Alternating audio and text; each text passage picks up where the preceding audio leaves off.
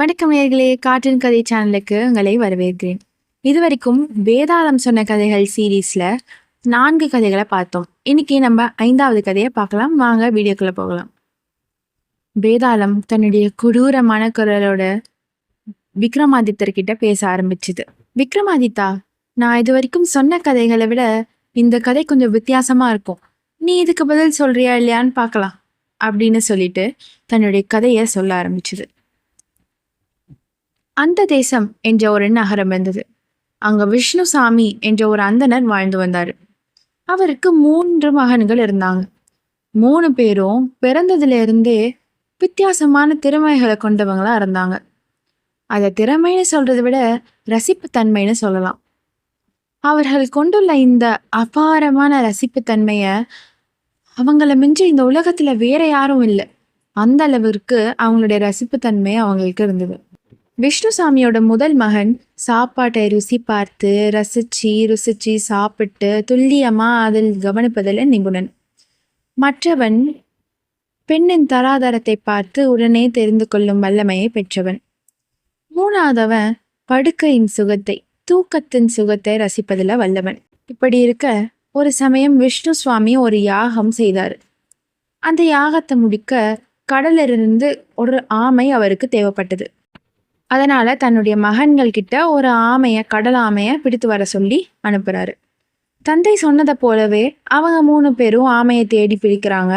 ஆனா அந்த ஆமையை தந்தை கிட்ட தூக்கி கொண்டு போவது யாருன்னு அவங்களுக்குள்ள ஒரு சண்டை வந்தது. நான் இல்லை நடிச்சுக்கிறாங்க. ஒருவன், இவ்வளவு அருவருப்பான ஆமையை தொட்டா என்னால எப்படி சாப்பிட முடியும் அப்படின்னு தன்கிட்ட இருக்க நியாயத்தை சொல்றான். இன்னொருவன், இதை மட்டும் நான் தொட்டு தூக்கிட்டேன், என்னுடைய தூக்கமே கெட்டு போயிடும் அப்படின்னு சொல்றான். 3ஆவதவன், அழகான பெண்களை தொட வேண்டியனா இந்த அசிங்கமான ஆமையை எப்படி தொடுவது அப்படின்னு 3 பேரும் மாத்தி மாத்தி நானானியான சண்டை போட்டுக்கிறாங்க. கடைசியில இந்த ஆமையை யாரு தூக்கி கொண்டு போவதுன்னு தீர்மானிக்க முடியாம அரசர்கிட்ட போய் முறையிடலாம் அப்படின்னு யோசிக்கிறாங்க. அரசர்கிட்டயும் போறாங்க. நடந்த எல்லா விஷயத்தையும் அரசர்கிட்ட சொல்றாங்க. இதை கேட்ட அரசர் கேட்ட உடனே வியந்து போறாரு. ஒரு மனிதனால இப்படி கூட ரசிக்க முடியுமா அப்படின்னு சந்தேகப்படுறாரு. அதை சோதனை செய்யவும் நினைக்கிறாரு. அதனால அந்த 3 பேரையும் அன்னைக்கு அரண்மனையிலே தங்க சொல்லி ஆணையிடுறாரு. முதல்ல அரண்மனையில ஒரு விருந்து ஏற்பாடு செய்யறாரு. நல்ல தடபுடலான விருந்து. எல்லாரும் அனைத்து உணவையும் ரசிச்சு திருப்தியா சாப்பிட்டு இருக்காங்க. ஆனா 3வரில் முதல்வன் மட்டும் அதை சாப்பிடவே இல்லை. உணவு வந்ததும் அவன் முகம் மாறியது. சிறிது நேரத்துல அவன் தன்னுடைய மூக்குகளை மூடிக்கொண்டு கதறினான். இந்த சோறில் பிணவாடை வீசுது, இதை எப்படி சாப்பிட்றீங்க என்று கேட்டான். பின்னர் மூக்கை இன்னும் இறுக்கமா பிடித்து கொண்டு அந்த அறையிலிருந்தே வெளியே போனான். இதை கேட்ட மன்னர் சாதத்தை குறித்து விசாரித்தார்.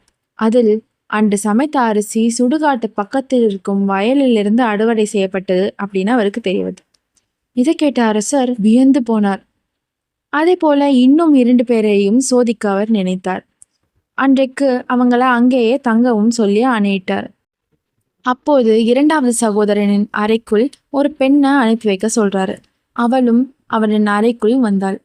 அவளை கண்டதும் 2வது சகோதரன் தன்னுடைய மூக்குகளை எல்லாம் பிடித்து கொண்டு, தயவு செய்து அறையை விட்டு வெளியே போங்க, அவளை அழைத்து செல்லுங்கள் என்று கூச்சலிட்டான். விசாரித்ததில் அவள் மீது வெள்ளாட்டு பால் வாசம் வீசுதுன்னு சொன்னான். இது தெரிஞ்சுக்கிட்ட அரசர் அந்த பெண்ணை அழைத்து விசாரிக்கிறார். அப்போதான் அவள் குழந்தையா இருந்தப்போ வெள்ளாட்டு பால் குடித்து வளர்ந்தாள் என்று அவள் சொன்னான். இதை கேட்ட அரசர் 2வது சகோதரரினுடைய ரசிப்புத்தன்மையை பார்த்து ஆச்சரியப்படுறாரு. இதே போல 3வது சகோதரரையும் சோதிக்க நினைத்தாரு. அதே இரவு 3வது சகோதரனுடைய அறைக்கு நன்றா அலங்கரிக்கப்பட்ட பூக்களின் இதழ்களால் செய்யப்பட்ட ரொம்ப மிருதுவான 7 மெத்தைகளால் அடுக்கப்பட்ட ஒரு கட்டில்ல வரவழைக்கிறாரு. ஆனா கொஞ்ச நேரத்திலேயே அந்த படுக்கையிலிருந்து அவர் எழுந்துக்கிறாரு. ஐயோ, ஏதோ என் தோள்களை தொலைக்குதே அப்படின்னு கதறாரு. விசாரித்ததுல ஏதோ தன்னுடைய தோள்களில் ஊன்றுகிறதுனோ உறுத்துதுனோ அவர் மெத்தையில ஏதோ இருப்பதாகவும் அவர் சொன்னாரு. அவருடைய தோலும் நல்லா சிவந்து காணப்பட்டது. சந்தேகப்பட்ட அரசர் அந்த மெத்தையை பிரித்து சோதனை செய்ய சொல்றாரு. சோதனை செய்ததுல அந்த பூக்களோட ஒரு சின்ன கேசமும் ஒட்டி இருந்ததை அவங்க கண்டுபிடிக்கிறாங்க. இதை அரசர்கிட்ட போய் சொல்றாங்க. இதை கேட்ட அரசர் அந்த மூன்றாவது அவனுடைய திறமையையும் மெச்சுறாரு. வெவ்வேறு வகையில 3 பேரும் நிபுணர்களா இருப்பதுனால அவங்கள யாரும் யாருக்கும் குறைஞ்சவங்க இல்லை அப்படின்னு சொல்லி தன்னுடைய தீர்ப்பையும் அந்த அரசர் சொல்றாரு. ஆமைய தன்னுடைய காவலர்கள் கிட்ட சொல்லி விஷ்ணு சுவாமி கிட்ட கொடுக்கவும் சொல்லிடுறாரு. இப்படி தன்னுடைய கதையை விக்ரமாதித்தர் கிட்ட சொல்லி முடிக்குது வேதாளம். கதையை சொல்லி முடிச்ச வேதாளம் விக்ரமாதித்தர் கிட்ட தன்னுடைய புதிர் கேள்வியை கேட்க ஆரம்பிச்சுது. மன்னா, இவங்க 3 பேர்ல உண்மையாவே பாராட்டத்தக்க நிபுணன் யார்? உணவை ரசிப்பவனையா, பெண்ணை ரசிப்பவனையா, இல்ல உறக்கத்தை ரசிப்பவனையா, யார் தான் நிபுணன் அப்படின்னு கேட்க விக்ரமாதித்தர் தீர்மையா யோசிச்சு ஒரு பதிலை சொல்றாரு. விக்ரமாதித்தருடைய பதிலை கேட்பதற்கு முன்னாடி இவங்க 3 பேர்ல யார் உண்மையாவே நிபுணன்னு நீங்க நினைக்கிறீங்க? கமெண்ட் பாக்ஸ்ல கமெண்ட் பண்ணுங்க. இப்போ விக்ரமாதித்தர் சொன்ன பதிலை கேட்போம்.